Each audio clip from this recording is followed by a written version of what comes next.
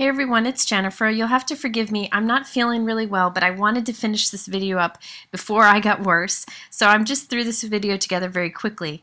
I wanted to show you how to do watercolor greetings. So the hand-painted, like scripty painted greetings or words are so popular right now. It's such a big trend, and I love the look of it. However, I don't have great handwriting, especially when I'm painting, to create something that nice. So I'm going to show you in this video how you can take a fun stamp greeting and create it a little bit differently, or use it a little bit differently so you can make it look like you hand painted or hand watercolored the greeting yourself. Now this is super easy. I'm going to be using a stamp set that I recently got from the Studio Calico card kit add-on. It's this stamp set here. These are fabulous handwritten greetings, and they're nice and large, so they work really well for this technique, but you can try it with other stamps that you may have. Now I have a piece of Tim Holtz watercolor paper here. It's my favorite watercolor paper, and you can really use any kind of watercolor paper for this. It just works better on watercolor paper.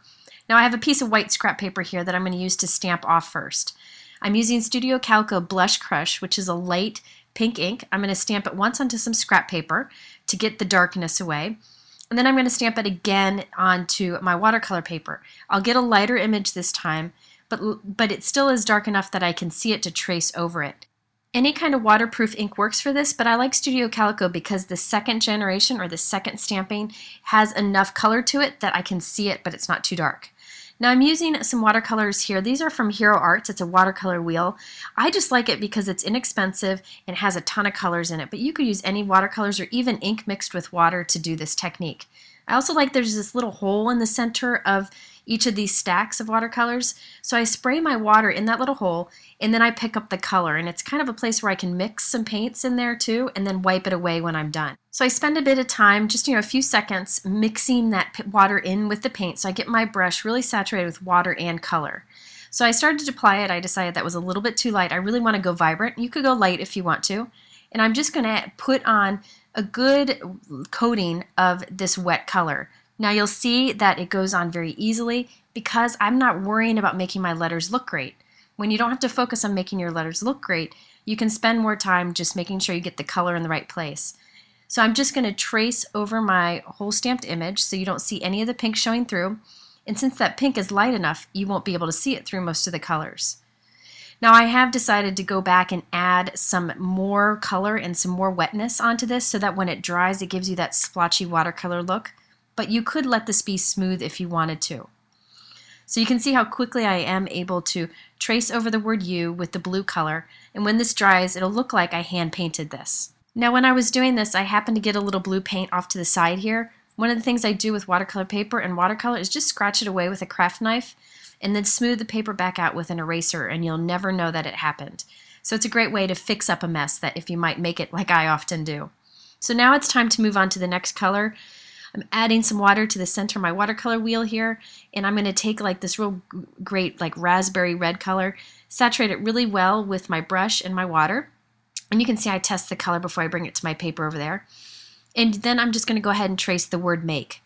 Now you may, I'm not really great with watercolors. I wish I was. I'm not that great with them. So I suggest doing what I did and just practice this a few times so you get a feeling for how much color you need, how much water you need on your brush to make this kind of watercolor greeting, to make the look of that you've kind of done it yourself but not make it too messy. So you can just play around with it, but really it's quite easy to do. And if you do areas that are too thin, just go back like I'm doing here and add a little bit more color to it. If you get areas that are too dark, just add a little bit of water to it. When you actually go back with a wet brush and touch what you've already done kind of soaks up that water and it stays right in the lines you've already done. It's really cool how it works. Now you could have fancy watercolors for this. You could have, real artist ones, or you could steal your kids' Crayola watercolors. You don't need anything fancy. So you can see here how easy it is to trace, especially those bigger letters. Now I'm using, this is an old Claudine Hellmuth paintbrush, but any fine tip paintbrush should work fine for this. If you have trouble working with that long brush tip, you could always trim it shorter if you wanted to, or get a brush that has a shorter brush tip. Now one thing I will say is I think with watercolor, less is more. Now on that blue U word, I spent less time on it and it ended up drying better than on this word happy, where I keep going back and kind of futzing around with it. I keep messing with it. I don't know why I kept doing this, but I kept thinking I wanted more color. If I would have left it, I think it would have looked a lot more natural and would have dried nicer. Now, if you get a splotch where you have too much water or color, just take a paper towel or a baby wipe and touch the tip into that little puddle of color and it'll suck it up and you can try again. If you get an area where you have color that you just don't like, take a really wet brush and keep wiping it away and you'll be able to remove it. But lesson learned, you can see that that blue where I spent less time fussing around with it turned out better than the green where I spent a lot of time. So really this is one of those techniques where the less time you spend the better. And now I've just got to finish up that tiny little sew over there with yellow. Now yellow is a trickier one because yellows tend to be sometimes a little too bright for me. So what I'm going to do is take some orange from my other palette over here and mix it in. Now you'll see I am changing the surface of the color of this watercolor, but I can just take a baby wipe in a little bit and wipe that surface away. There, I wiped some of it away, and you can remove that color. Or you could use that center little spot in the little watercolor wheel to mix the color.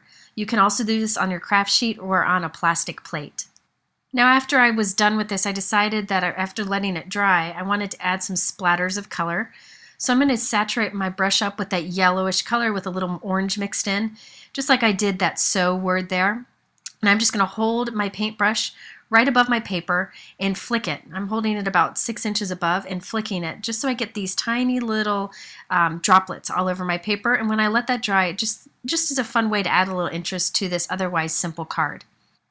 Now I wanted to show you one more example. In this first example, I did each word a different color. In this example, I wanted to blend different colors within the word.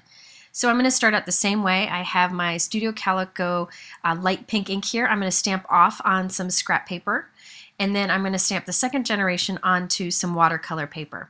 Again, you can do this on regular cardstock, but watercolor paper really gives better results. So this time I'm going to blend from one color to another. So I'm going to start out by applying this kind of raspberry red for the H. To make this blend with the E next, what I'm going to do is keep that little bit of water and red in the center of my watercolor wheel there, and I'm going to add some orange to it. So I'm just adding some more water there. I'm not going to clean it up or clean my brush. I'm going to go straight to the orange and pick up some orange, and that allows me to kind of bring some of the red with me, and it helps with blending from one color to the next. Now again, I spent a lot of time kind of making these blend and adding more water to it so that I could get kind of a splotchy watercolor look when I'm done.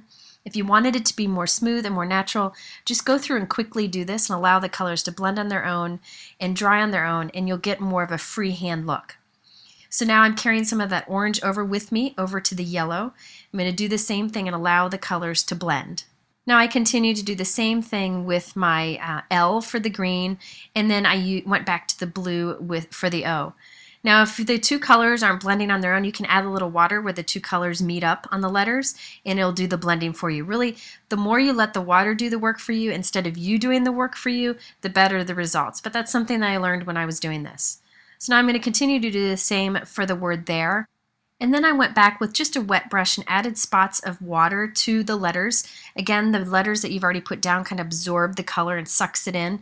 And this will allow the paint to dry kind of splotchy looking and give kind of a fun watercolor look. But you could skip this if you want a smoother result.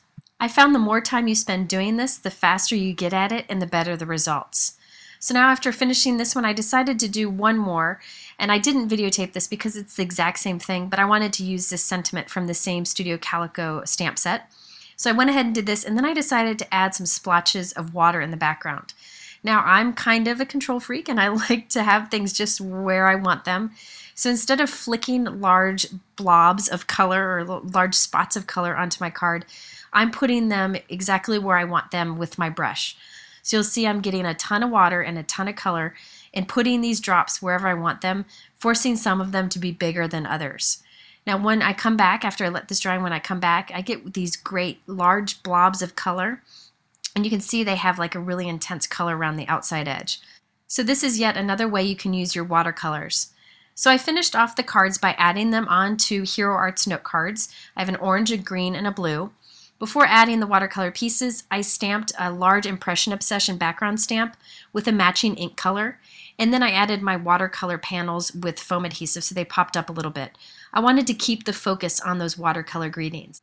So there you have it, a fun way you can take a greeting stamp and trace over it with watercolor to get that hand-painted script look.